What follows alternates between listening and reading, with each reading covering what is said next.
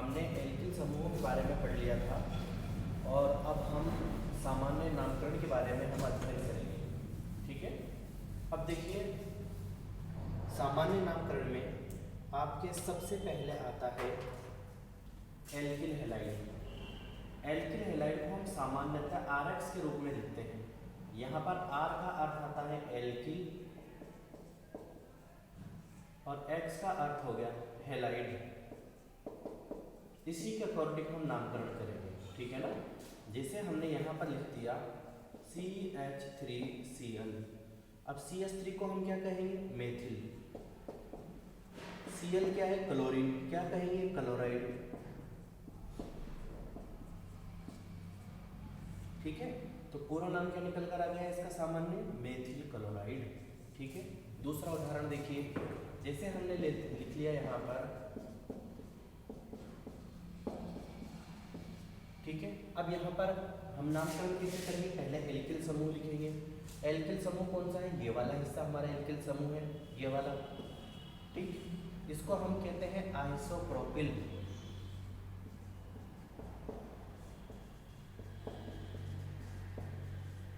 और ये क्या है हमारे पास में? ब्रोमीन। इसको हम क्या कहेंगे? ब्रोमाइड।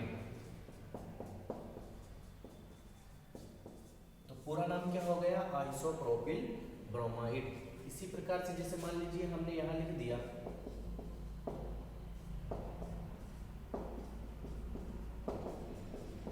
CH3। ठीक है, यह क्या है?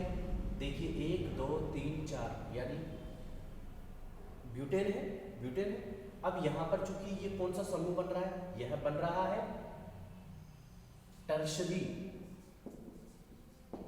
ब्यूटिल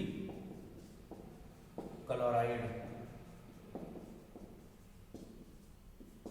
ठीक है, एक चीज और आप याद रखिएगा,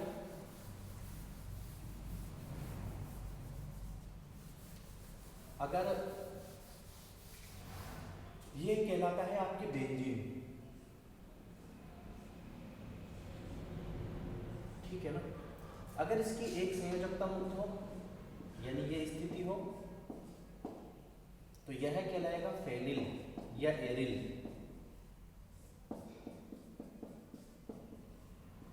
और अगर ये वाली स्थिति हो यानी दो संयोजकताएं अगर इसकी मुक्त हो, ये दोनों, तो यह कहलाएगा फेनिलीन या एरिलीन।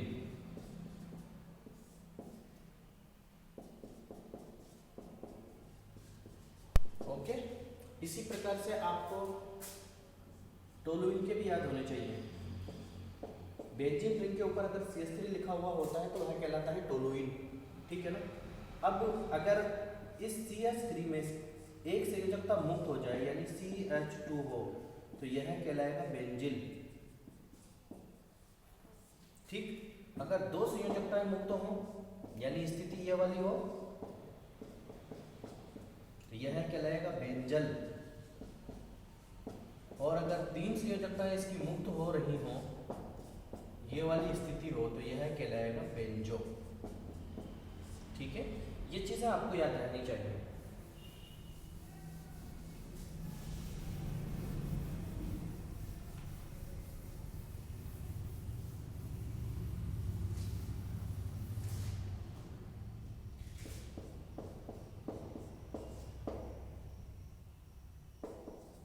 क्या कहलाएगा? फेनिल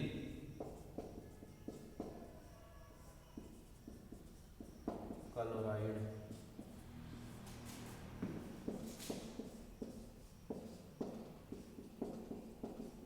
क्या कहलाएगा? Benzyl chloride. समझ में आ रही बात?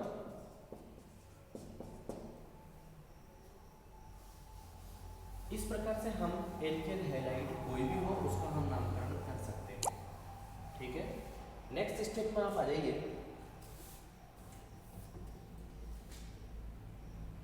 नेक्स्ट स्टेप एल्कोहल की है।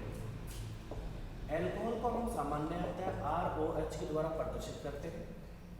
यहाँ R का अर्थ एल्किल समूह और OH एल्कोहल, और इसी के अकॉर्डिंग हमको नामकरण करना है। ठीक है ना। देखिए जैसे हमने लिख दिया C2H5OH। अब C2H5 को क्या कहते हैं? एथिल। OH का क्या लग जाएगा? एल्कोहल। लिख दो सीधा एथिल एल्कोहल। ठीक है, इधर आ जाइए।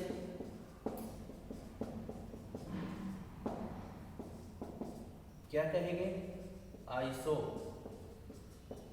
Propyl alcohol. ठीक है, हमारे क्या है कि थोड़ा लिखने की थोड़ी प्रॉब्लम है, दूर पड़ता है।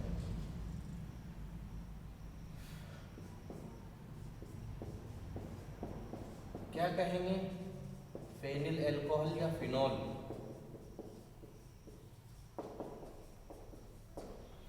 दूसरा क्या नाम है इसका? सामान्यतः दूसरा नहीं बल्कि यूं कहो कि फिनॉल के नाम से ही इसको जाना जाता है।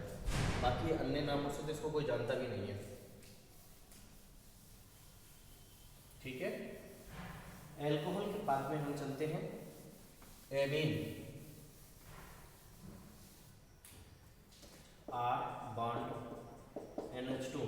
R का अर्थ एल्किल और NH2 के लिए एमीन।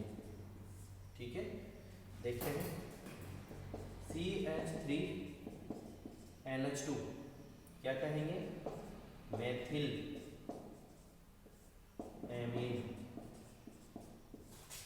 ठीक है ना, CH3 bond CH bond CH3 bond CH2 bond NH2 क्या कहेंगे? Iso butyl amine. ठीक है, और देखिए उदाहरण। इसको क्या कहेंगे? ये फेनिल और NH2 एमीन, तो ये हो जाएगा फेनिल एमीन, जिसे क्या कहा जाता है? एनिलीन।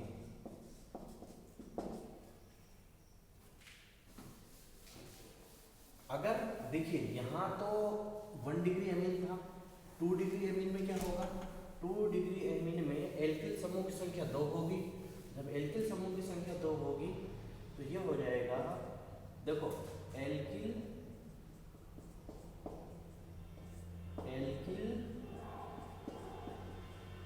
एमीन। ठीक है, अब देखिए जैसे मैंने यहाँ लिख दिया CH3 bond NH bond CH3। ठीक है, अब यहाँ पर मेथिल समूह 2 बार है, 2 के लिए हम डाई शब्द यूज करेंगे। Die methyl amine. कंफ्यूजन नहीं है ना? CH3 bond NH bond C2H5O, तो यह एथिल है, यह मेथिल है। अल्फाबेटिकल में ऑर्डर में यह पहले आएगा, तो यह हो जाएगा एथिल मेथिल एमीन। कंफ्यूजन नहीं है ना? अगर मान लीजिए 3 डिग्री हो तो उसमें एल्किल समूह की संख्या 3 हो जाएगी, यानी एक और बढ़ जाएगा एल्किल समूह, तो यहाँ पर एक और आप एल्किल बढ़ा दीजिए। ठीक है, जैसे फॉर एग्जांपल मैंने इसी को कर दिया, यहाँ मैंने इसको एक और CH3 लिख दिया, तो यह हो जाएगा ट्राई मेथिल एमीन। और इधर आ जाइए आप, अगर आप यहाँ पर एक और बढ़ा देते हैं तो ये जैसे मैंने CH3 बढ़ा दिया, तो यहाँ एथिल की जगह तो एथिल आ जाएगा, और मेथिल कितने हो गए? 2, तो यह आ जाएगा यहाँ डाई मेथिल एमीन। समझ में आ रही है बात? नेक्स्ट,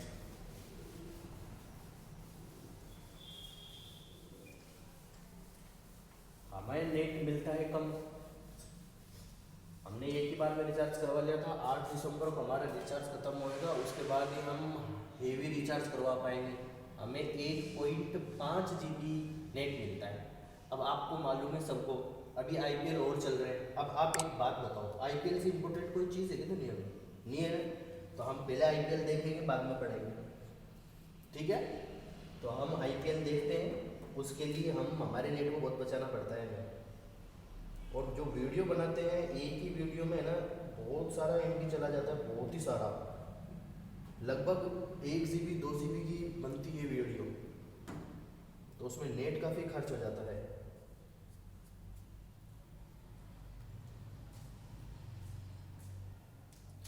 और जूम ऐप पे हम ट्राई कर रहे हैं, लेकिन वो जूम भी नेट खाता है, समस्या ये है। हम अब कोई बात नहीं, खाता है, करेंगे कुछ ना कुछ एडजस्टमेंट, ठीक है ना। अब इसके बाद में चलिए आप एमीन आपका क्लियर है। एमीन के बाद में ईथर पर आ जाइए। ईथर को R bond O bond R के द्वारा व्यक्त किया जाता है। क्या नामकरण? R को एल्किल, यह भी एल्किल, और फिर लास्ट में क्या लिखेंगे हम? ईथर। जैसे फॉर एग्जांपल हमने लिख दिया यहाँ CH3 bond O bond CH3। अब चूंकि ये दोनों समान है तो हम इसके लिए लिख देंगे डाई मेथिल, और लास्ट में क्या लिखेंगे? ईथर, ठीक है। अगर मान लीजिए यह स्थिति है, क्या नाम हो जाएगा? Ethyl methyl ether.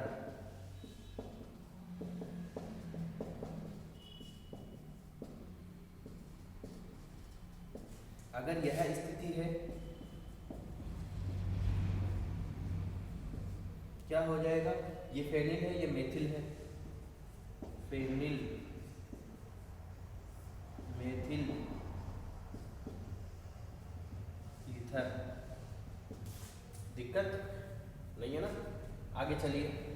कोई ज़रूरी नहीं है आपके एग्जाम में आसानी पूछे, डिफिकल्ट भी पूछ सकता है। जैसे उसने दे दिया CH3 bond CH bond CH3 bond O bond CH bond CH3 bond CH3, तो ये क्या हो जाएगा? ये हो जाएगा diisopropyl ether, diisopropyl ether.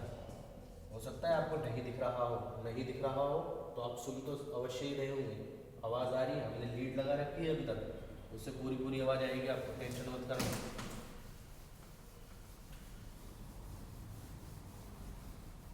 देखा कोरोना ने क्या दिन दिखा दी है। बढ़िया क्लासरूम में पढ़ा रहे होते, यहाँ पढ़ाना पड़ रहा है, ना मज़ा आ रहा ना कुछ और।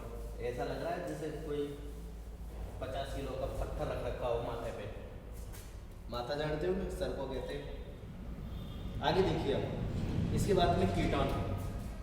कीटोन को दर्शाया जाता है R bond C double bond O bond R। R का अर्थ एल्किल, दूसरा एक और है R, इसको भी कहेंगे एल्किल, और फिर लास्ट में कीटोन। कोई कंफ्यूजन हो रहा है क्या? ओए तो पूछ लेना, वो व्हाट्सएप ग्रुप है ना अपना, उसमें समझ में आ गई बात। अब देखो CH3 bond C double bond O bond CH3 क्या है? Methyl, methyl dimethyl ketone. और वैसे भी ये टॉपिक मैंने पिछले साल पढ़ा दिए थे, अच्छे से पढ़ लेना।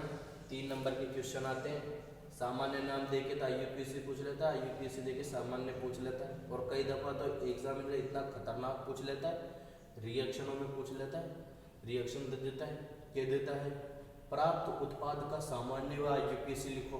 एक नहीं 2-2 पूछ लेता है। लेकिन ऐसा नहीं, वो पता कब करता है? जब 2 नंबर का सवाल पूछता है।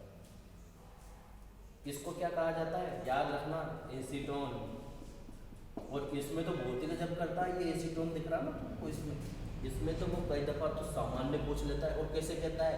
एसीटोन का सामान्य नाम लिखिए, या एसीटोन का IUPAC नाम लिखिए। अब IUPAC पढ़ाएंगे तो मैं जब समझा देंगे, तसल्ली भी रखा करो थोड़ा बहुत, पहले इसीलिए बनाया ऊपर वाले ने। और देख लो उदाहरण, उदाहरण देखने के कोई पैसे नहीं लगते, कोचिंग पढ़ने के लगते हैं पैसे, वो तुम अभी पढ़ नहीं रहे। क्या होगा? डाइफेनिल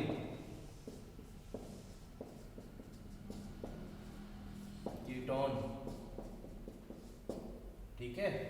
और देखो CH3 bond C double bond O C2H5 क्या हो जाएगा? एथिल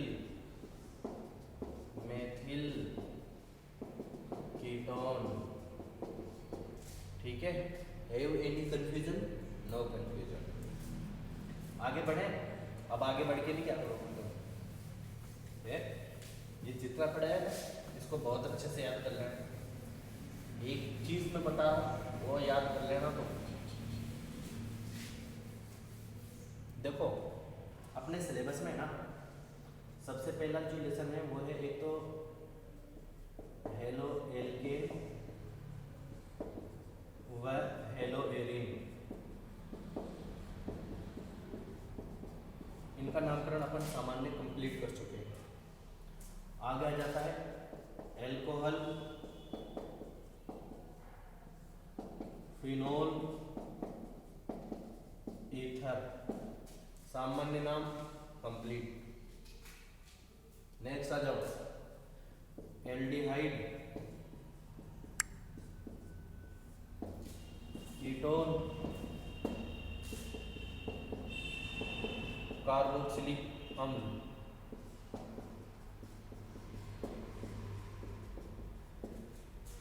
कीटोन कंप्लीट, ये दोनों बच रहे। और चौथा जो अपना ऑर्गेनिक केमिस्ट्री का लेसन है वो है एमीन, इसका सामान्य नाम डन। ठीक है, तो आपके क्या बच रहा है? एक तो एल्डिहाइड और कार्बोक्सिलिक अम्ल। अब इनका सामान्य नाम कैसे करते हैं वो मैं आपको बताऊंगा, लेकिन उससे पहले थोड़ा सा ये आज जो थोड़ी प्रैक्टिस कर लेना आप, और ये चीज़ याद रखिए। एक कार्बन पार, दो कार्बन एसिड, तीन कार्बन प्रोपियोन, चार कार्बन ब्यूटिल और 5 कार्बन वेलन। याद रह जाएंगे ना? ठीक है। और आप किस किस का नामकरण करेंगे? अपन नामकरण पढ़ेंगे एल्डिहाइड, कार्बोक्सिलिक अम्ल, एस्टर,